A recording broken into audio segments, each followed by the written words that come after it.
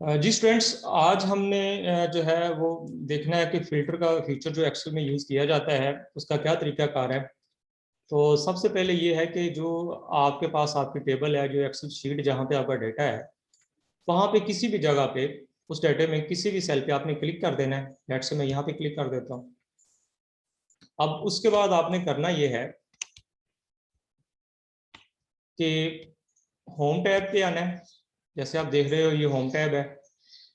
उसके बाद आपने ये एडिटिंग का ग्रुप है, रिबन के ऊपर ये ग्रुप्स हैं, उसमें से एक ग्रुप जो लास्ट पे आपको नजर आ रहा है वो एडिटिंग का ग्रुप है। वहां पे आपने सॉर्ट एंड फिल्टर ये यहाँ पे क्लिक किया और यहाँ पे आप देखें ये फिल्टर, ये फनल से आपको नजर आ रही है, कीप से एक नजर आ रही है। यहाँ पे आपने क्लिक करना है। जैसे आप क्लिक करेंगे ना, इसका इफेक्ट आपको यहाँ पे नजर आएगा। ये जो कॉलम्स के नेम्स है ना, इनके साथ एक बटन बन जाएगा जिसको हम ऑटो फिल्टर बटन कहते हैं।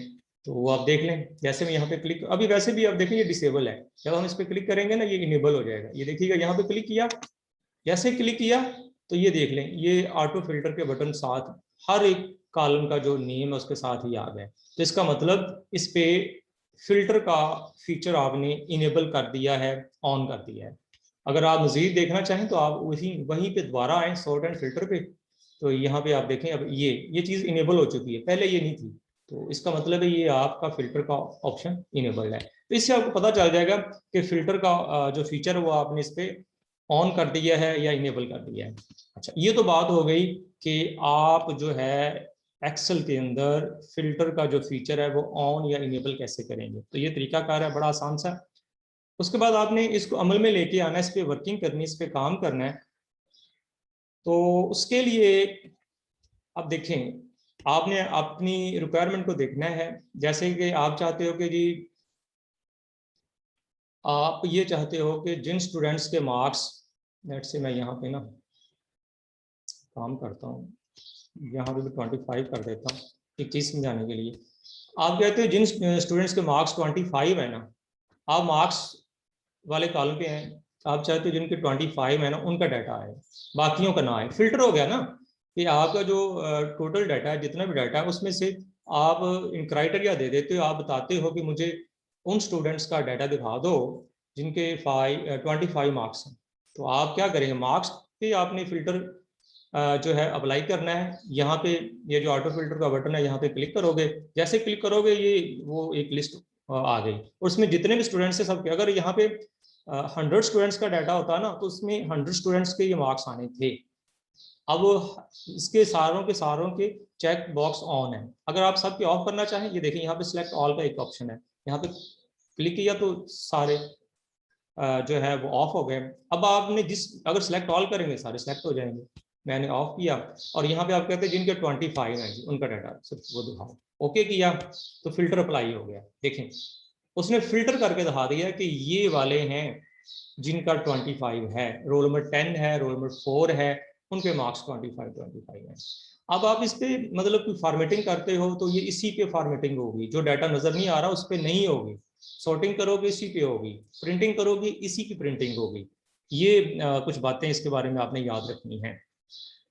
तो अब जिस कॉलम के ऊपर आपने फिल्टर अप्लाई किया है, पहले आपने एक्टिवेट किया फिल्टर, फिर आपने अप्लाई किया, उस पर वर्किंग की। वर्किंग जब करते हैं, अप्लाई करते हैं, तो साथ ये देखें बाकी जो है ना सिंपल वो ऐसे एरो सा ऑटो फिल्टर का वो बटन बना हुआ है। लेकिन इस पे जिस पे आपने अप्लाई किया है, मार्क्स वाले कॉलम पे अप्लाई किया है, तो उसमें ना सिर्फ वो बटन बना हुआ है ऑटो फिल्टर का, बल्कि साथ एक वो फनल सी कीप सी बन गई है। तो इसका मतलब इस पे वर्किंग हुई है, इस पे इम्प्लीमेंटेशन हो गई है। तो आप इस तरह से जो है ना जज कर सकते हो कि इस पे आपने फिल्टर जो है ना इम्प्लीमेंट कर दिया है। तो अगर आप वापस इस फिल्टर को ये जो इम्प्लीमेंट किया है ख़त्म करना चाहते हो, वही तरीका कार है। आप इस पे दोबारा आओ, क्लिक किया और यहाँ पे clear filter from marks, marks के कॉलम पे जो आपने फिल्टर इम्प्लीमेंट किया है ना जी, उसको आप क्लियर कर दो। तो वेरी सिंपल, आप यहाँ पे क्लिक करें, वो क्लियर हो गया। क्लियर हो गया, वो जो फनल सी थी वो गायब हो गई और साथ में डाटा आपका पूरे का पूरा आपको नजर आना शुरू हो गया। इसी तरह से अगर आप रिजल्ट वाले कॉलम पे फिल्टर लगाना चाहते हो तो आप कहते हो जी, ये देखें इसी तरह से जो फेल है या जो पास है सिर्फ उन्हीं का डाटा दिखाओ या उन्हीं के रिकॉर्ड्स दिखाओ। तो आप फेल करते हो, फेल वाला एक ही है, तो आप ओके करोगे तो वो फिल्टर होके एक आ गया। यहाँ पे फिल्टर खत्म करना चाहते हो दोबारा यहाँ पे ऐसे आए और यहाँ पे क्लियर फिल्टर इस तरह से आप वर्किंग कर सकते हो फिल्टर का फीचर यूज करके। और ये बड़ी ज़बरदस्त ऑप्शन है और बाज़ का जो है ना ये आपको बड़ा अच्छा काम देता है ये वाला ऑप्शन। अच्छा, इसी तरह से आप कस्टमाइज फिल्टरिंग भी कर सकते हो। कस्टमाइज का मतलब ये है, जैसे देखें मार्क्स पे फिर हम फिल्टर अप्लाई करते हैं, ये तो सिंपल सा आपने देख लिया ना, चेक बॉक्स को आपने मतलब ऑफ कर दिया या ऑन कर दिया तो उसके मुताबिक आपको फिल्टर होकर डाटा जो है ना वो मिल गया। लेकिन अब आप क्या करना चाहते हो, कस्टमाइज। कस्टमाइज मतलब अपनी मर्जी के मुताबिक। तो आप यहाँ पे नंबर फिल्टर्स पे आए कस्टमाइज के लिए, और यहाँ पे इक्वल्स डायरेक्ट भी आ सकते हैं, लेस देन, बिटवीन, ये कुछ बने बनाए हुए हैं। और अगर आप कस्टम फिल्टर पे आओ, ये कस्टम फिल्टर आप खुद से मतलब यहाँ पे डिफाइन कर सकते हो।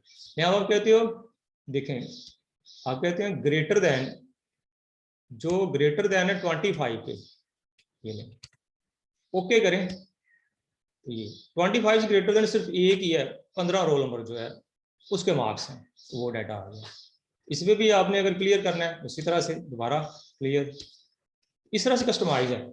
तो आसान से है, इसमें प्रैक्टिस की ज़रूरत है, आप इसकी प्रैक्टिस कीजिएगा और अगर कोई प्रॉब्लम होगा तो डिस्कस कर लीजिएगा। तो यही छोटा सा आज का आपका मतलब लेक्चर था, आपने इसको प्रैक्टिकली देख लिया कि किस तरह से आपने इस पर काम करना है। तो यहाँ तक हमारा जो है फिल्टर वाला जो टॉपिक है वो एंड है। तो नेक्स्ट इंशाल्लाह नया टॉपिक है वो हम कल देखेंगे। तब तक के लिए अल्लाह हाफिज़।